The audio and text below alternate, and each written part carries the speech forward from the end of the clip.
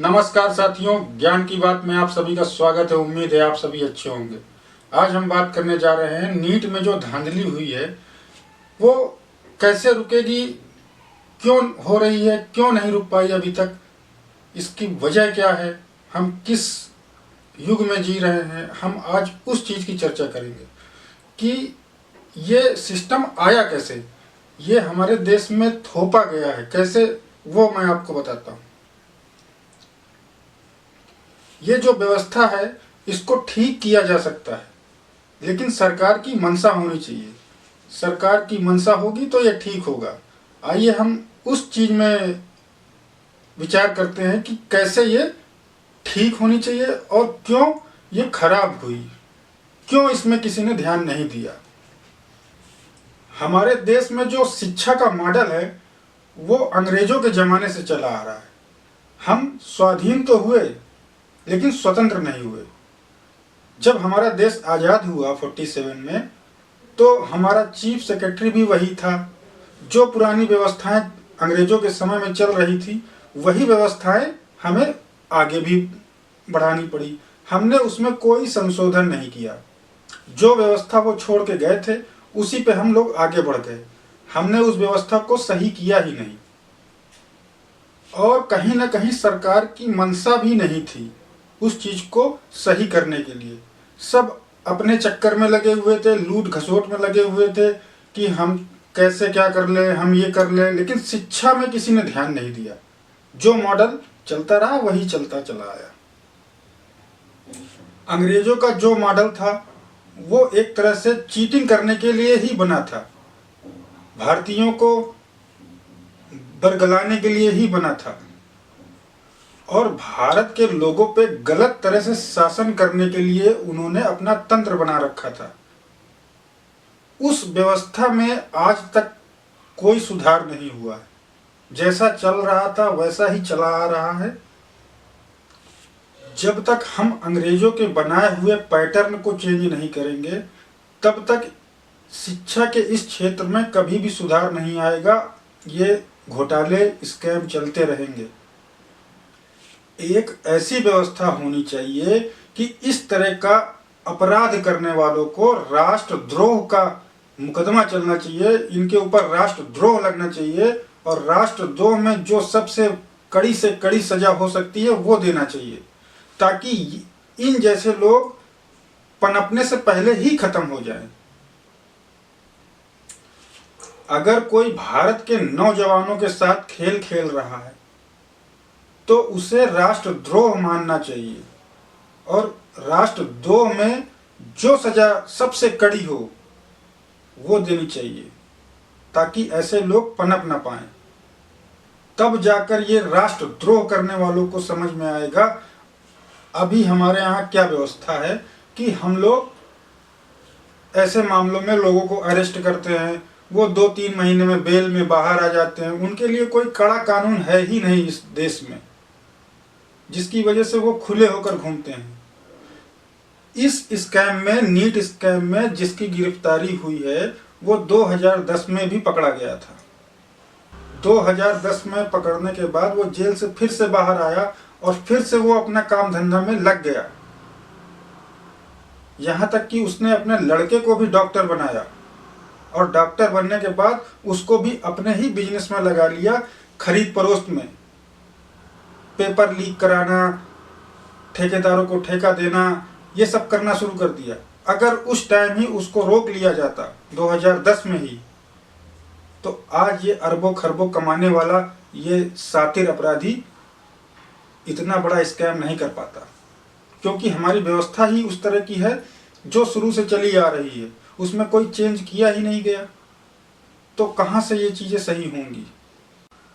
अब मान लीजिए इस तरह का अपराध करने के बाद, करोड़ों अरबों रुपया कमाने के बाद, अगर उसे पुलिस पकड़ भी लेती है, गिरफ्तार भी कर लेती है, तो उसका क्या कर सकती है। बड़े से बड़ा वकील हायर करेगा, 1 महीने में जेल से बाहर आ जाएगा।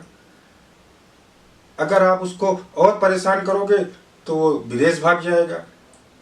हर साल न जाने कितने लोग विदेश भाग जा रहे हैं घपला स्कैम करके। तो हमें उस जड़ को ही खत्म करना होगा जहां से इसकी शुरुआत हुई है। अगर उसे 2010 में ही कड़ी सजा दे दी जाती तो आज ये दिन न देखना पड़ता। क्या शिक्षा मंत्रालय की जरा भी जिम्मेदारी नहीं है?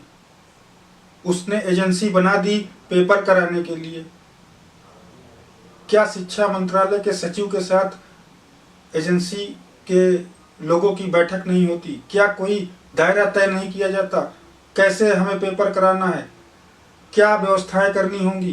क्या शिक्षा मंत्रालय इस चीज पे ध्यान नहीं देता?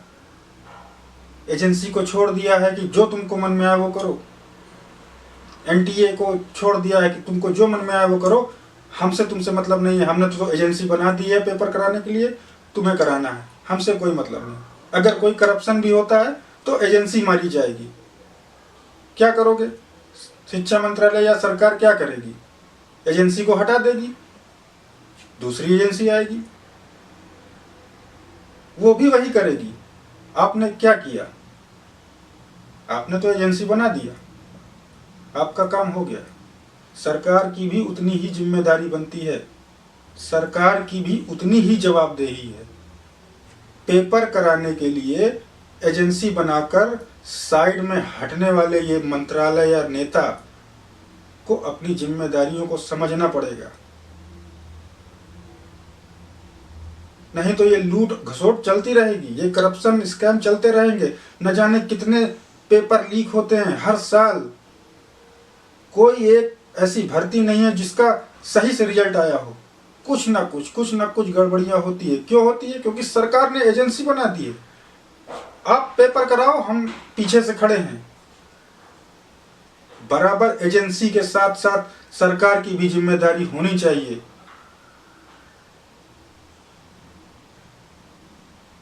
किस ट्रांसपेरेंसी से पेपर कराना है, सारी जवाबदेही होनी चाहिए।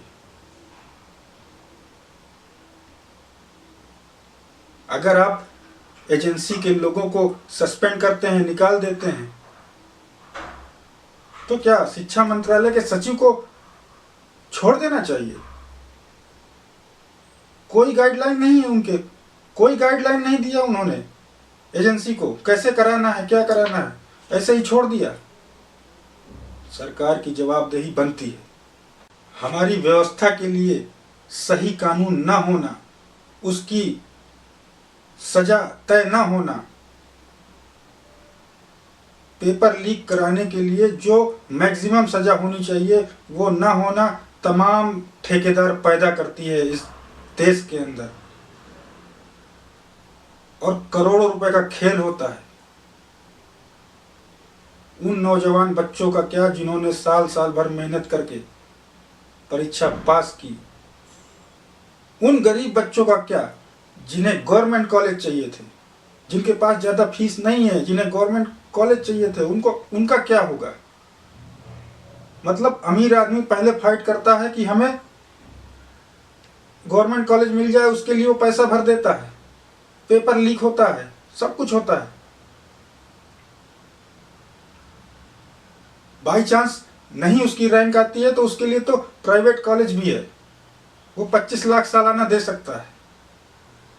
लेकिन उन गरीब बच्चों का क्या जो गवर्नमेंट कॉलेज की तलाश में भटक रहे हैं, उनका क्या? तो पेपर लीक होने पर भी उनको कोई फायदा नहीं, क्योंकि वो पेपर नहीं खरीद सकते। इस देश की व्यवस्था को जब तक नहीं सुधारा जाएगा तब तक ऐसे ही चलता रहेगा। हमें कठोर कानून बनाने ही होंगे। अगर नहीं बनेगा तो इस देश का कुछ नहीं हो सकता। इस घोटाले में मैं सरकार को कहना चाहता हूं कि इस घोटाले में इतनी कड़ी से कड़ी कार्रवाई करे कि उन लोगों की रूह कांप जाए जिन्होंने ये स्कैम किया है, ताकि दोबारा ये चीज न हो। धन्यवाद।